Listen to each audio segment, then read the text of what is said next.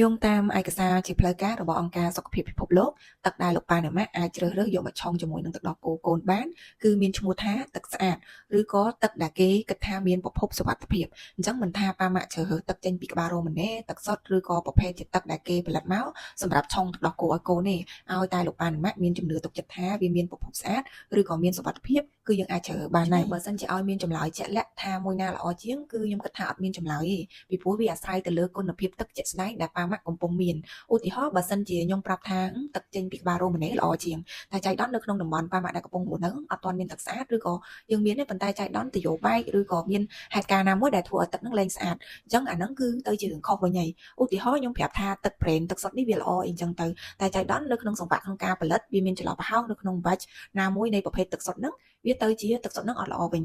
តែយ៉ាងណាមិញនៅក្នុងឯកសាររបស់ WHO ហ្នឹងគឺគេបាន mention អំពី Tavorer ច្រើនជាងទឹកសុទ្ធដោយសារតែគេជឿជាក់ថាទឹកនៅក្នុងតំបន់ដែលយើងកំពុងប្រើថ្ងៃហ្នឹងវាទៅជាទឹកស្អាតអស់ហើយណាមួយទៀតការប្រើប្រាស់ទឹកសុទ្ធគឺប្រើប្រាស់ plastic ផងហើយវាត្រូវការចំណាយលុយហើយគេក៏និយាយជាទូទៅដែរថាទឹកសុទ្ធគឺអត់ steroid ទេបើសិនជាយើងចង់ប្រើប្រាស់យើងត្រូវការដាក់ដាំឲ្យពុះសិនទើបយើងយកមកប្រើតាមក្រោយភាពទឹកវិញគឺពិតជាមានការណែនាំឲ្យប្រើប្រាស់ជាប្រភេទទឹកក្តៅអ៊ុនៗកម្រិត70អង្សាសេពីព្រោះវាអាចជួយកាត់បន្ថយឬក៏ជួយបង្អាក់សកម្មភាពរបស់មេរោគដែលអាចមាននៅក្នុងម្សៅទឹកដោះគោនៅលើដបនៅលើកំប៉ុងដែលយើងបានលាងដែរប៉ុន្តែអាចមានចន្លោះប្រហោងឬក៏អាចជាមេរោគដែលវាអាចជាតិចូលនៅពេលដែលយើងមានការធ្វេសប្រហែសនៅក្នុងជំហានណាមួយដែលយើងកំពុងឆុងដោះគោឲ្យកូននឹងទឹកអ៊ុនៗនេះវាជួយឲ្យគ្រាប់ម្សៅទឹកដោះគោនឹងវារលាយបានសព្វល្អយើងអត់ចាំបាច់ចំណាយពេលក្លឹបយូរហើយវាជួយបន្ថែមឲ្យជីរស់ទៅដល់ទឹកដោះគោនឹងដែរតែបើសិនជាយើងប្រើជាមួយនឹងទឹកធម្មតាវាអាចនឹងរលាយដូចគ្នាគ្រាន់តែថាយើងត្រូវការចំណាយពេលក្លឹបរៀងយូរជាងមុនអ្វីដែលសំខាន់គឺនៅពេលដែលយើងទិញម្សៅទឹកដោះគោហ្នឹងគឺកុំភ្លេចមើលលើការណែនាំមើលលើសំបកកំប៉ុងឲ្យបានច្បាស់លាស់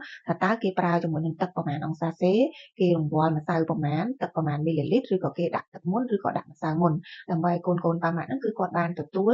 សារជាតិចិញ្ចឹមនៅក្នុងទឹកដោះគោហ្នឹងបានគ្រប់គ្រាន់ហើយនឹងត្រឹមត្រូវ